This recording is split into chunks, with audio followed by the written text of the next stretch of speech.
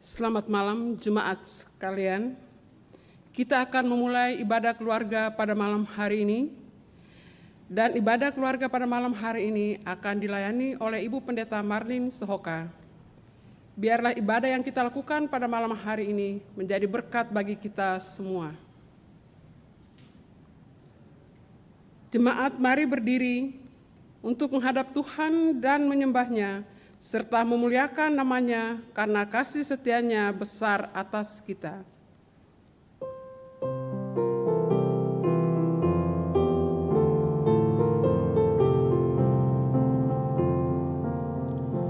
Bernyanyilah orang percaya, bergemar dan gembira terus, terang Kristus tetap bercahaya di dalam berita kudus. Berbakti dengan bersedia, kita ikut cahaya terang, penuh bersyukur pada Dia yang oleh salibnya menang. Mari kita berdoa. Terpujilah Bapa yang Maha Pengasih dan Maha Penyayang. Karena hanya kebaikan-Mu saja kami dimampukan untuk melakukan segala aktivitas sehingga pada malam hari ini. Ya Tuhan, pada malam hari ini kami akan beribadah. Untuk itu kami mohon curahkanlah Roh Kudus-Mu untuk menyinari hati dan pikiran kami di dalam ibadah keluarga pada malam hari ini. Dan berkati ibadah ini dari awal hingga akhir, hanya dalam tuntunan dan kuasa Roh-Mu saja ya Bapa. Di dalam nama Tuhan Yesus Kristus, kami memohon kepadamu. Amin. Kita akan membaca Mazmur dari Mazmur 25 ayat 1 sampai dengan 6. Kepadamu ya Tuhan ku angkat jiwaku. Janganlah kiranya aku mendapat malu, janganlah musuh-musuhku beria-ria atas aku. Ya, semua orang yang menantikan Engkau tak akan mendapat malu. Yang mendapat malu ialah mereka yang berbuat khianat dengan tidak ada alasannya. Beritahukanlah jalan-Mu kepadaku, ya Tuhan. Tunjukkanlah itu kepadaku. Bawalah aku berjalan dalam kebenaran-Mu dan ajarlah aku. Sebab Engkaulah Allah yang menyelamatkan aku. Engkau kunanti-nantikan sepanjang hari. Ingatlah segala rahmat-Mu dan kasih setia-Mu, ya Tuhan. Sebab semuanya itu sudah ada sejak purbakala. Jemaat dipersilakan duduk.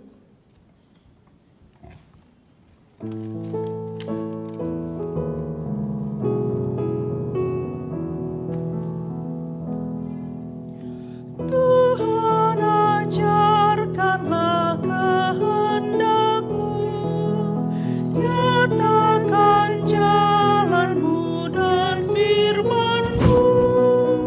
Kuserahkan hidupku pada bimbingan-Mu, dekatkan diriku kepadamu. Ajarlah ku kenal anugerah-Mu, sinarilah dengan terang wajah-Mu, hapuskan dosaku, diami hatiku, kiranya ku tetap bersama-Mu.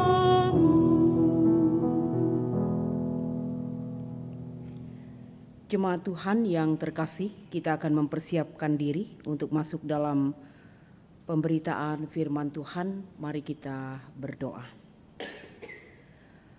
Saat ini Tuhan, kami akan mendengarkan kebenaran firman-Mu melalui pembacaan Alkitab dan perenungannya.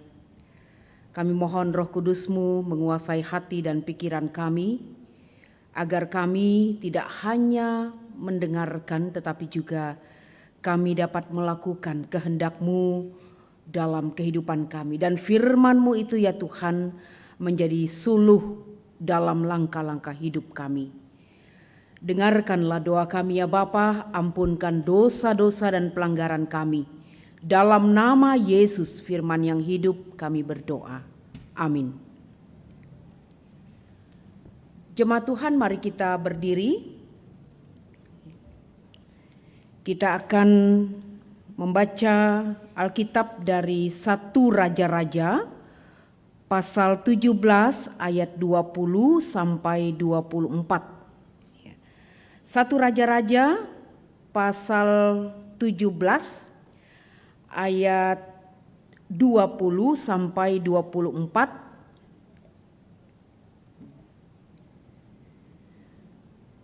Yang menyatakan,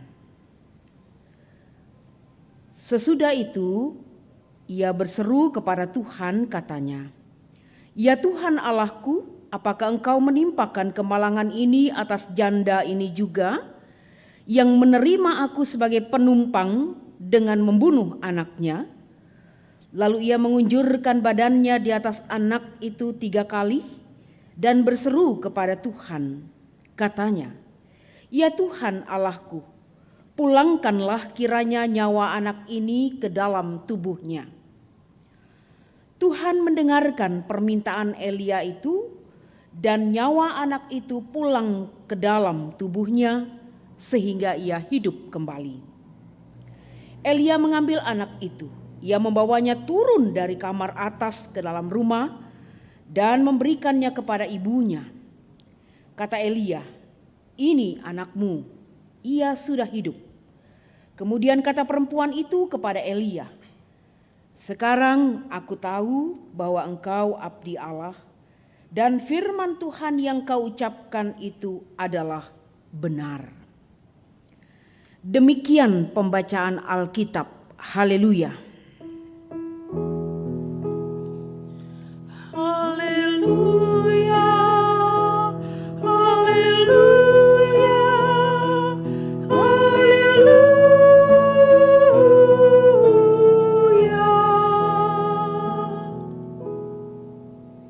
Silakan duduk kembali, saudara-saudara yang dikasihi oleh Tuhan Yesus Kristus. Kita sudah memasuki bulan September. Biasanya orang berkata bahwa kalau sudah sebentar lagi kita akan merayakan Natal di bulan Desember. Ya. Atau juga ada yang mengatakan sudah tiba musim penghujan. Gitu ya. Nah, tentu ya, kalau saya mau bilang ya, ketika kita masuk di bulan Desember ini, satu bahwa kita patut bersyukur kepada Tuhan. Ya. Mungkin sudah sekian lamanya kita ada dalam masa-masa pandemi, ibadah keluarga kita lakukan di rumah. Ya. Tetapi yang pasti tidak mengurangi sukacita kita, tidak mengurangi rasa ketulusan kita untuk terus bersekutu dengan Tuhan, ya, berjumpa dengan Tuhan. Ya. Nah, pada malam hari ini kita bersyukur karena kembali kita bertemu, walaupun kita terpisah satu dengan keluarga yang lain, tetapi kita satu dalam iman, pengharapan, dan kasih sebagai persekutuan di dalam Kristus. Ya. Kita menaikkan pujian kepada Tuhan, kita berdoa. Kita juga mendengarkan firman-Nya yang baru kita baca dari kitab 1 Raja-Raja pasal 17 ayat 20 sampai ayat 24. Nah, saudara-saudara yang kekasih, bagian bacaan ini tidak terpisahkan dari bagian-bagian sebelumnya. Ya. Ada hal menarik kalau kita memperhatikan dalam pasal 17 khususnya dari ayat yang pertama, ya. Sebuah tempat yang disebutkan ya, oleh ya, penulis Alkitab ini, ya, tokoh yang sangat terkenal, populer, yaitu Elia, ya, orang Tisbe, ya, dari Tisbe Gilead. Ya. Nah, dalam catatan Tisbe ini terletak di daerah sebelah timur Sungai Yordan, antara Sungai Yabok dan Sungai Yarmuk. Ya. Ada juga sebuah tempat yang disebutkan ini, yakni Sungai Kerit. Ya. Sungai ini memang tidak dijelaskan begitu detail, artinya tidak diketahui. Ya. Tapi ada yang menyebutkan bahwa Sungai Kerit ini lebih menyerupai ngarai yang kecil. Ya. Dan kalau pada saat hujan airnya mengalir deras menuju ke Sungai Yordan. Ya. Nah, itu ayat 1 sampai ayat 3 kalau kita perhatikan. Ya. Nah, di tempat itulah Nabi Elia menyampaikan pesan kepada Raja Ahab. Ya. Ya. Tadi saya katakan ada bagian penting yang tidak terpisahkan dari perikop kita tadi. Ya. Nah, apa pesan yang disampaikan kepada Ahab? Ya. Bahwa tidak akan ada embun atau hujan pada tahun-tahun ini, ya, kecuali kalau kukatakan. Nah, itu dalam ayat 1, ya, pembacaan di pasal 17 dari 1 Raja-Raja ini. Nah, lalu kita perhatikan, ya, Ahab adalah seorang raja Israel yang ditegur oleh Elia. Ya. Kenapa Elia menegur Ahab? Ya. Catatan menyebutkan, ya, Elia menegur Ahab karena dia telah melakukan hal yang jahat di mata Tuhan. Ya. Bahkan ditegaskan kejahatan yang dilakukan oleh Raja Ahab itu melebihi, ya, semua orang yang mendahuluinya. Saudara-saudara dapat membacanya dalam pasal 16, ya. Bahkan di ayat 29 sampai 34 dari pasal 16 itu, di sana dituliskan daftar dosa Ahab, raja Israel pada waktu itu, ya. Yang dikawin dengan anak perempuan Raja Sidon, ya, lalu beribadah kepada Baal dan sujud menyembah, bahkan juga dia membuat patung sembahan. Ya. Nah, itu yang dilakukan oleh Raja Ahab. Ya. Nah, jadi perbuatan Ahab itu disimpulkan di dalam pasal 16 ayat 33 yang mengatakan apa yang dia buat, kejahatan yang dibuat oleh Ahab menimbulkan sakit hati Tuhan Allah Israel. Dalam ayat 33, ya, di pasal 16 ini. Ya. Lebih dari semua raja-raja Israel yang mendahuluinya. Nah, saudara-saudara, atas perbuatan jahatnya di hadapan Tuhan itulah maka Elia menegur dengan mengatakan bahwa tidak akan ada embun atau hujan. Ya. Dan ini ditafsirkan sebagai bentuk penghukuman atas kejahatan yang dilakukan. Ya. Jadi apa yang mau dikatakan di sini? Ya. Hukuman Tuhan, ya, bukan main-main. Ya. Terjadi kekeringan yang melanda negeri, ya, sehingga berakibat pada penderitaan seluruh rakyat. Ya. Padahal itu dilakukan oleh Nabi Elia untuk mengingatkan Ahab supaya dia sadar dan berbalik kepada Allah, bukan kepada Baal. Ya. Jadi di sini di dalam bacaan kita ini kita menemukan bagaimana, ya, Elia kemudian menghindar dari ancaman Raja Ahab, ya, bersama dengan istrinya Isabel tentunya. Dia pergi mengungsi ke Sungai Kerit tadi.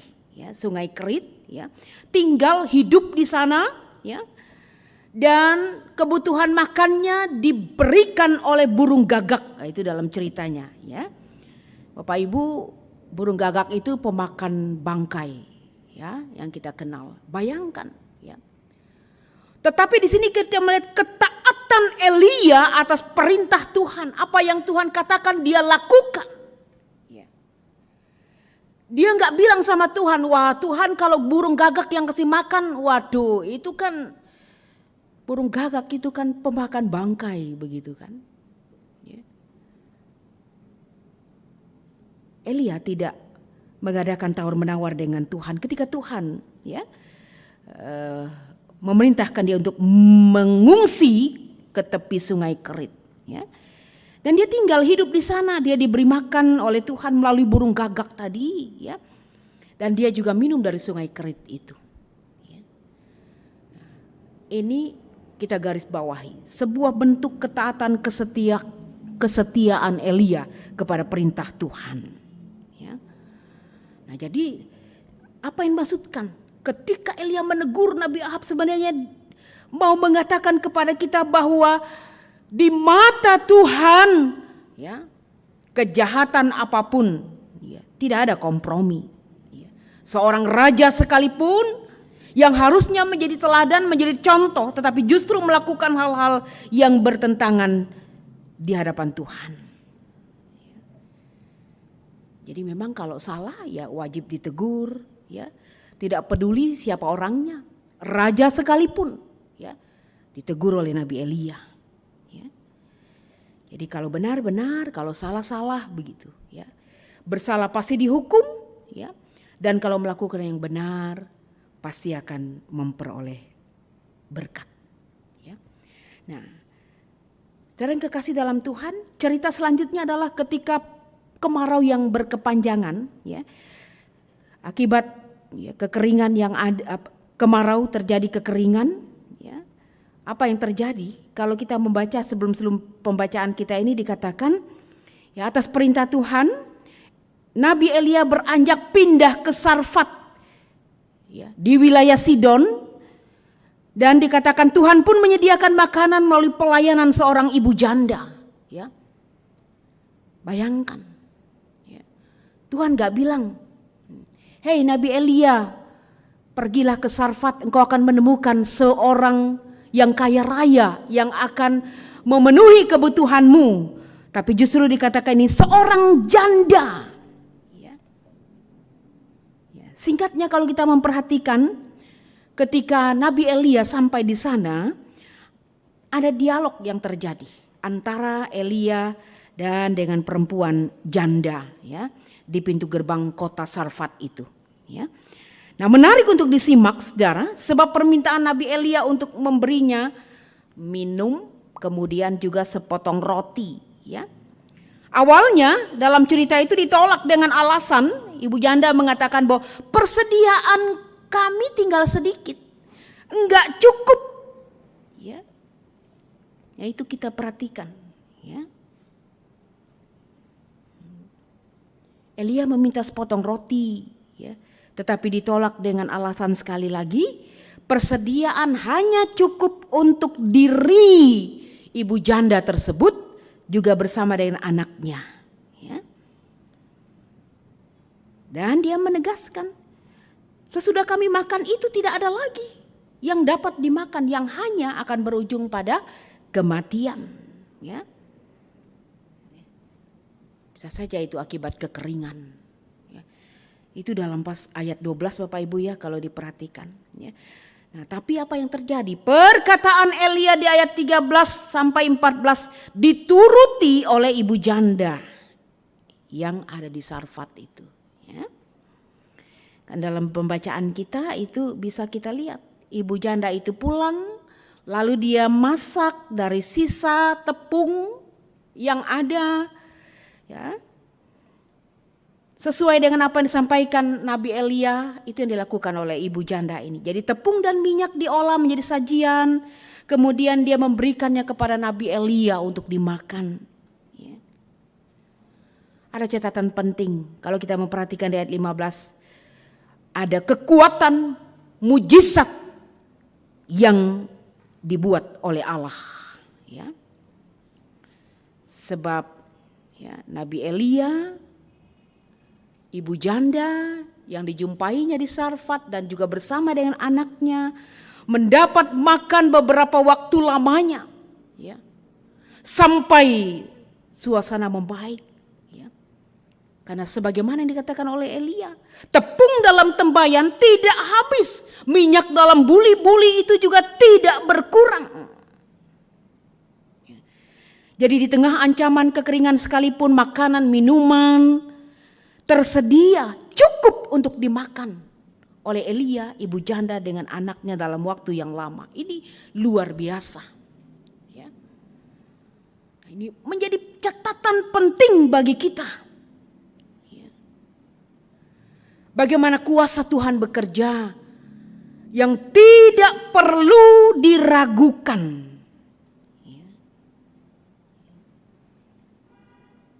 Saudara-saudara yang kasih dalam Tuhan, tidak cukup sampai di situ. Dalam bagian pembacaan kita ini kita melihat bahwa sesudah mengalami pertolongan dan pemeliharaan Tuhan secara nyata, secara ajaib, mujizat yang luar biasa, ibu janda Sarfat ini mengalami ujian yang sangat berat. Anak semata wayangnya jatuh sakit. Dalam bacaan pasal 17 ayat 17 dikatakan bahwa anaknya itu sakitnya sangat keras sampai tidak ada nafasnya. Anak satu-satunya, harapannya sakit sampai tidak bernafas alias mati. Ibu janda ini harus kehilangan anak yang menjadi tumpuan kasih sayangnya, tumpuan harapannya. Sudah janda ditinggalkan oleh suami. Hanya anak satu-satunya yang menjadi tumpuan harapannya. Dan ini menimbulkan gejolak dalam jiwanya. Apa sebenarnya yang terjadi? Sehingga seolah-olah dia menyalahkan Elia. Dan berkata, apakah maksudmu datang kemari ya abdi Allah? Singgahkah engkau kepadaku untuk mengingatkan kesalahanku dan untuk menyebabkan anakku mati? Itu di ayat 18. Nah, saudara kekasih dalam Tuhan, Elia pasti berpikir secara manusia. Ada dalam sebuah posisi yang sulit, bahwa di sisi lain sebenarnya dia bersyukur Tuhan telah memberikan sebuah pengalaman di mana hidupnya boleh berproses. Pengalaman di tepi sungai Kerit. Nah, tapi ketika dia bertemu dengan keluarga ibu janda di Sarfat itu, justru dia disebut seolah-olah menjadi penyebab terjadinya musibah dalam kehidupan ibu janda tersebut. Sebab anak satu-satunya mati saat Elia justru menumpang di rumahnya. Apa yang terjadi? Elia tidak mundur. Elia tidak meninggalkan keluarga yang sedang dalam kesusahan. Elia tidak membiarkan ibu janda itu saat dia dalam kedukaan, saat dalam kekecewaan. Apalagi menyalahkannya, tidak. Apa yang Elia buat? Dia justru membawa persoalan berat ini kepada Tuhan dan berkata, dalam bacaan kita berikanlah anak itu kepadaku. Dan sudah itu dia berseru kepada Tuhan, katanya, ya Tuhan Allahku, apakah engkau menimpakan kemalangan ini atas janda ini juga yang menerima aku sebagai penumpang dengan membunuh anaknya? Itu di ayat 19 sampai dengan ayat yang ke-20 kalau kita memperhatikannya di sini. Singkatnya bahwa Tuhan menjawab seru doa Elia. Dan anak ibu janda itu hidup. Luar biasa. Apa yang dilakukan Elia bukan karena siapa Elia, tapi karena Tuhan Tuhan menunjukkan kuasa-Nya, ya, bahwa Tuhan sanggup melakukan hal-hal melampaui apa yang dipikirkan oleh manusia. Ya. Jadi pengalaman iman Elia dan ibu janda itu, ya, semakin kuat. Ya. Pengalaman iman mereka meyakinkan mereka bahwa Tuhan adalah Tuhan yang berkuasa. Ya. Dan di sini kita perhatikan ibu janda itu tidak hanya merasakan campur tangan Tuhan, tapi justru dia semakin mengenal, semakin memahami tentang kuasa dan kebenaran Tuhan Allah Israel. Ya. Dia semakin mengenal siapa Allahnya Nabi Elia. Ya. Sehingga dia mengatakan, sekarang aku tahu bahwa engkau abdi Allah dan firman Tuhan yang kau ucapkan itu adalah benar. Ya. Nah, saudara-saudara kekasih dalam Tuhan, ya, apa yang mau kita angkat dan menjadi pelajaran bagi kita? Ya.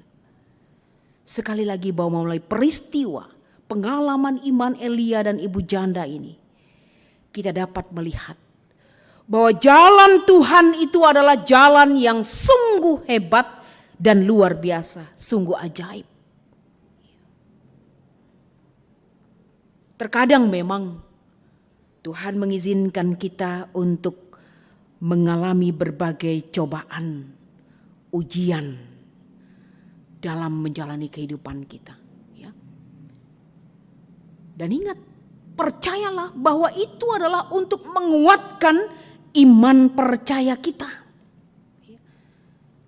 Yang walaupun terkadang tidak terselami oleh akal pikiran kita. Ya. Nah, di tengah-tengah kehidupan kita saat ini, semua kita berdoa, semua kita memohon, meminta, berseru kepada Tuhan. Ya. Kita menghadapi permasalahan, pergumulan dalam masa pandemi. Dalam bentuk yang berbeda yang dialami oleh Elia dan ibu janda ini, ya. Artinya bahwa berbagai permasalahan yang berat sekalipun, ingatlah bahwa harapan selalu tersedia dan terbuka bagi setiap orang yang percaya. Ya. Mungkin ya, kita bisa saja menjadi sama ketika menghadapi dan mengalami keadaan seperti yang dialami oleh janda Sarfat, ya. Ketika kita ada dalam situasi sulit, ya. Seperti saat ini misalnya Bapak Ibu, saudara-saudara, ya, menolak untuk berbagi berkat karena persediaan menipis, kira-kira begitu, ya. Ya. Enggak cukup hanya untuk keluargaku. Ya. Sesudah itu enggak ada lagi yang kami makan, misalnya begitu. Saya mau katakan, ya, cerita pada bagian ini penting bagi kita di tengah-tengah situasi sulit sekarang. Ya. Berbagi kepada sesama mereka yang membutuhkan. Ya. Ingatlah bahwa Tuhan tidak pernah melupakan apalagi meninggalkan kita. Ibu janda Sarfat bersaksi bahwa Tuhan tidak membiarkannya. Dia bersaksi firman Tuhan yang diucapkan Nabi Elia adalah benar. Ya. Bukankah ini menjadi sebuah kekuatan bagi kita yang percaya pada saat ini? Ya. Bahwa Tuhan sanggup mengerjakan hal-hal yang tidak terpahami oleh akal pikiran kita manusia. Ya. Dia, ibu janda dari Sarfat ini, ya, adalah, ya, sungguh memiliki iman yang luar biasa. Ya. Jadi mari kita semua dalam menjalani kehidupan kita hari lepas hari, ya, dengan dasar firman Tuhan yang kita dengarkan pada saat ini, ya, ingat dan percayalah bahwa Tuhan begitu peduli kepada kita, sangat peduli kepada kita, sangat kasih kepada kita. Di tengah berbagai persoalan berat, Tuhan senantiasa memberi solusi yang terbaik kepada kita, menguatkan kita. Ya. Di luar perkiraan logika kita secara manusia. Ya. Sampai hari ini, saudara-saudara bisa merasakan, ya, bukan hanya satu kali. Tidak hanya satu kali Tuhan memberikan jalan keluar dari setiap permasalahan yang menghimpit kita. Ya. Oleh karena itu, mari dengan keyakinan yang sungguh, meyakini akan kuasanya yang hebat, ya, tetapi dalam kesetiaan melakukan kehendaknya. Apa yang menjadi kehendak Tuhan bagi kita? Mengabdikan diri kepadanya, beribadah, berdoa. Ya. Bukan mengandalkan kekuatan kita. Sama dengan Elia.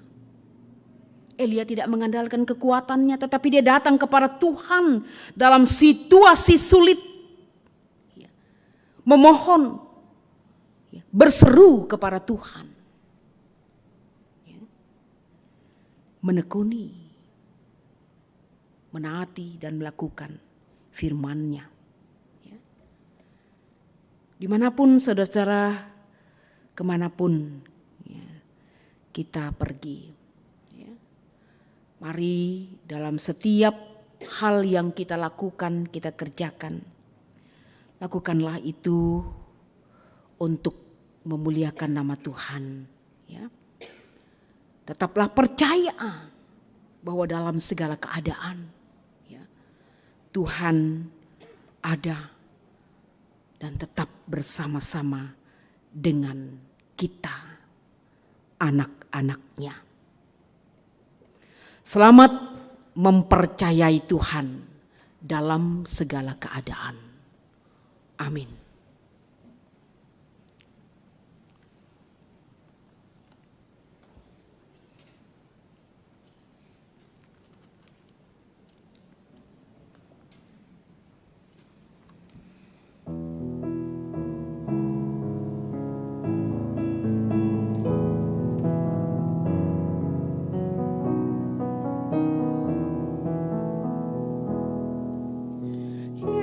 Yesus segala-galanya, mentari hidupku.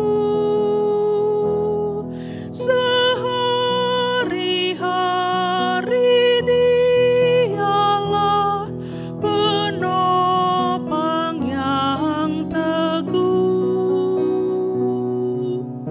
Bila ku susah berkesah, aku pergi kepadanya. Sandaranku, penghiburku, sobatku.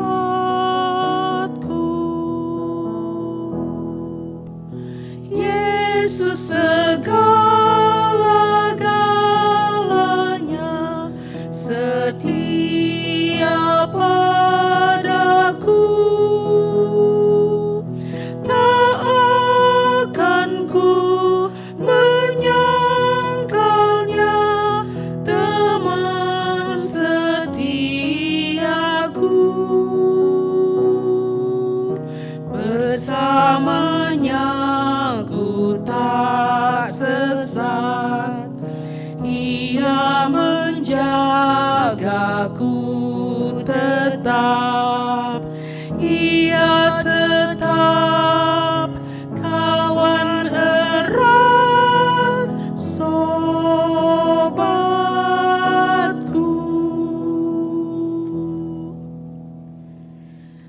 Saudara-saudara yang terkasih, jemaat Tuhan, mari kita masuk dalam syafaat kita.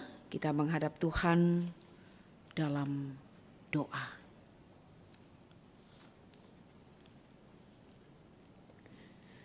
Yesus segala-galanya bagi kami. Kami mempercayai kuasa Tuhan dalam segala hal, dalam segala keadaan yang sedang kami hadapi, yang sedang kami jalani. Dan karena itu ya Tuhan, kami patut bersyukur. Kami tidak pernah ditinggalkan, kami tidak pernah dibiarkan berjalan sendiri. Pada saat ini, dalam perjumpaan, melalui ibadah, keluarga yang dilakukan di rumah masing-masing, kami menaikkan syafaat kepada Tuhan. Berdoa untuk seluruh warga jemaat Pancaran Kasih di 13 sektor pelayanan yang ada. Tuhan, Engkau mengenal nama kami, keluarga kami masing-masing. Kami taruh dalam kirbat-Mu Bapa. Biarlah di tengah-tengah situasi yang berat, yang sulit, kami boleh belajar melalui pembacaan Alkitab pada hari ini. Abi Elia, Ibu Janda dari Sarfat, yang tetap memiliki iman yang teguh. Kuasa Tuhan bekerja.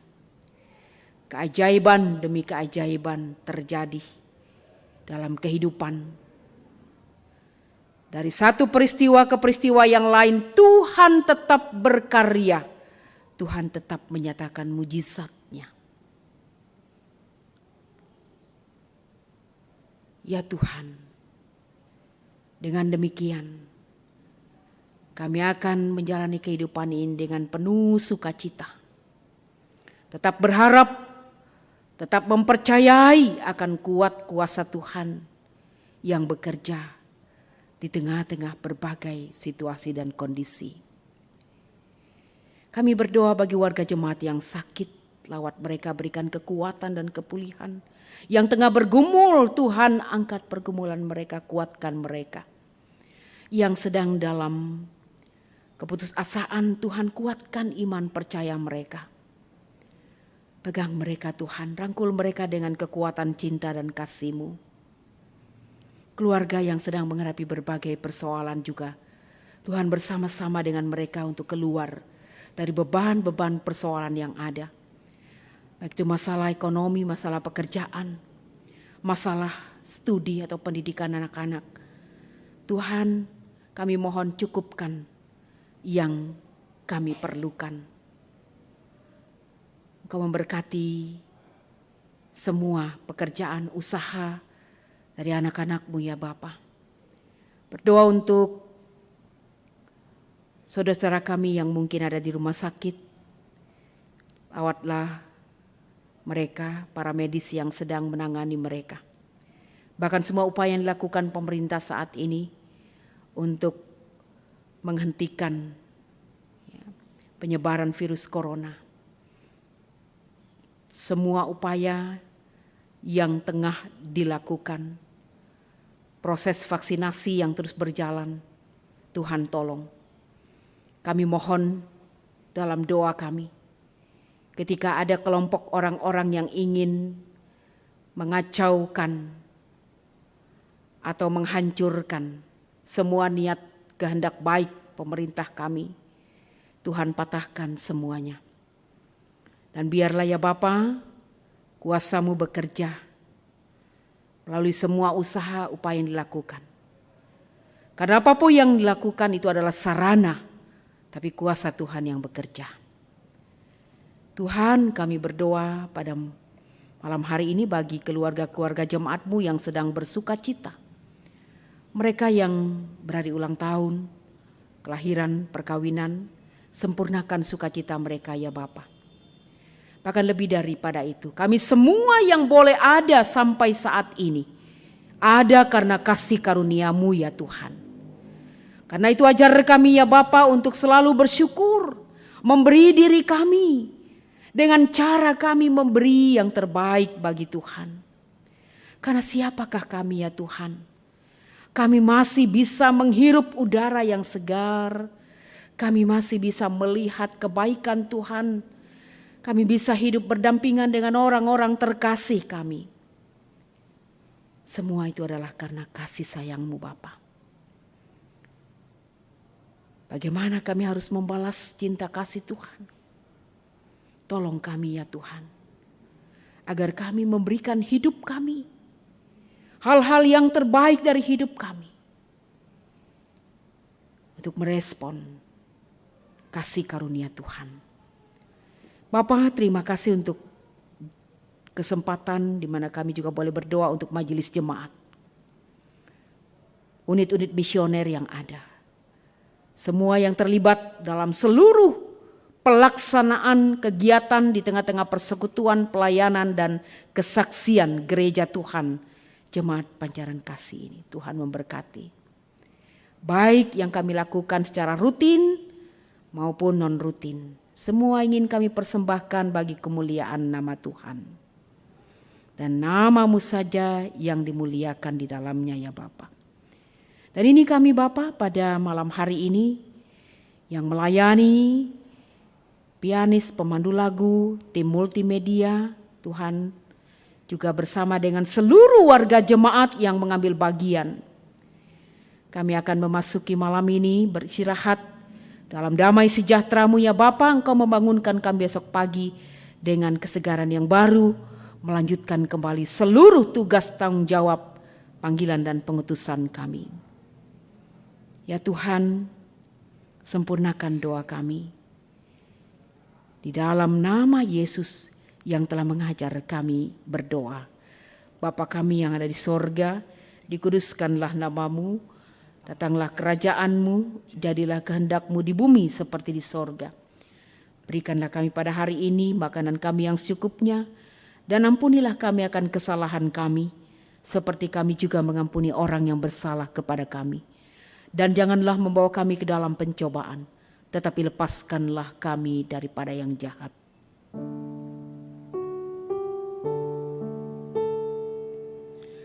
Karena yang mempunyai kerajaan dan kuasa dan kemuliaan sampai selama-lamanya. Amin.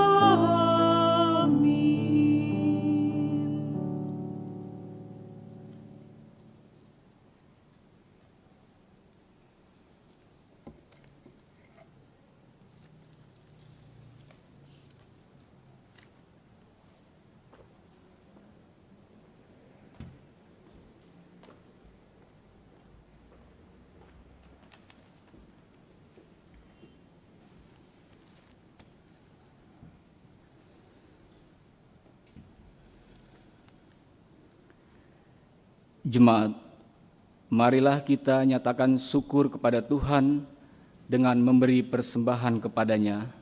Dengarlah nas Alkitab dalam surat 2 Korintus 9 ayat 7 yang menyatakan, hendaklah masing-masing memberikan menurut kerelaan hatinya, jangan dengan sedih hati atau karena paksaan, sebab Allah mengasihi orang yang memberi dengan sukacita. Tuhan memberkati saudara dan persembahan saudara.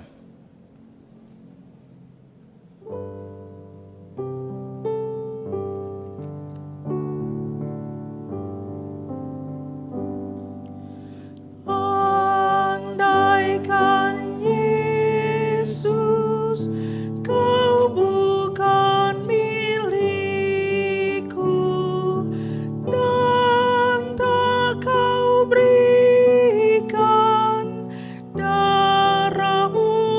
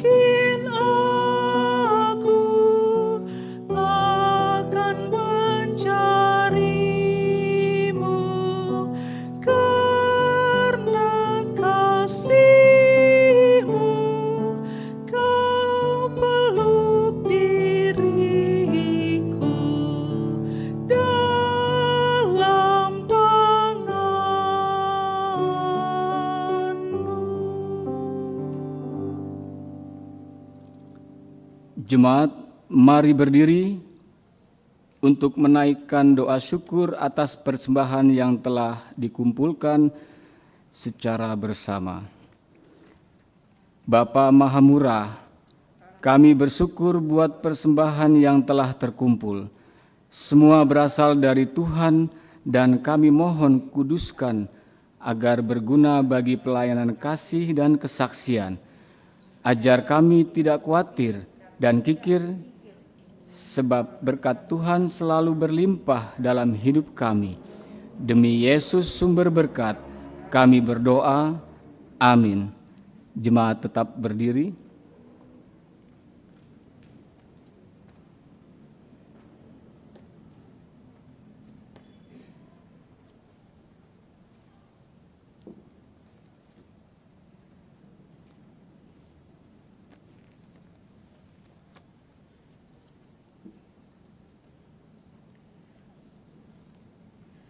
Jemaat Tuhan yang terkasih, mari kita terus mewartakan firman Tuhan yang sudah kita dengar agar semakin banyak orang yang percaya dan diselamatkan.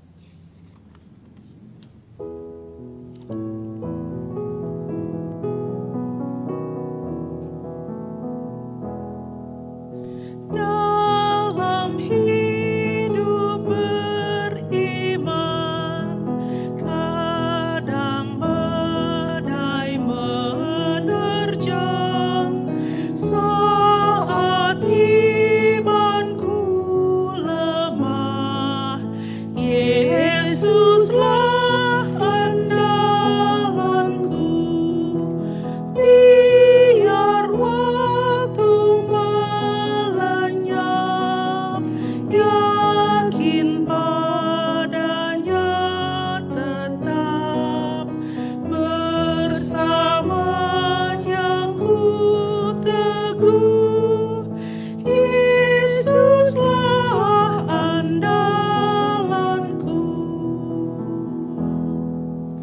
Walau dunia kan lenyap, ku percaya padanya sampai akhir hidupku. Yesuslah andalanku. Biar waktu melenyap, yakin padanya tetap. Bersamanya ku teguh, Yesuslah andalanku. Jemaat Tuhan, arahkanlah hati dan pikiran saudara-saudara kepada Tuhan, serta terimalah berkat-Nya. Kasih karunia Tuhan Yesus Kristus dan kasih Allah dan persekutuan Roh Kudus menyertai kamu sekalian.